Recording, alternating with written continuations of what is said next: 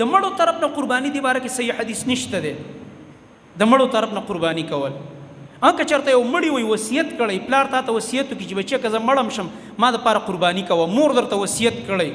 نو نیک وصیت جاري کول پکار دي، خو په چې ستا وس کېږي چې وس دې نه کېده او نه شي پوره کولی ګناهګار نه وي، خو چې وس دې کېده ښه خبره ده چې هغې درته وصیت کړی ویې که ورله، خو په تا لازمه نه ده چې د مړو طرف نه قرباني وکړي. او که چېرته تا چا له قرباني وکړه هغه ژوندی دی، ستا د کور افراد دي او هغه خبر هم نه دی، دا جایز ده، د هغې اطلاع هغې ته ورکول فرض نه دي. دلیل رسول الله صلی الله علیه وسلم بیبیانې په خیمه کې ناستې دي، غوښه راغه، صحابه کرامو غوښه راوړله خیمې ته، نو بیبیانو تپوس وکړو دا د څه شي غوښه ده؟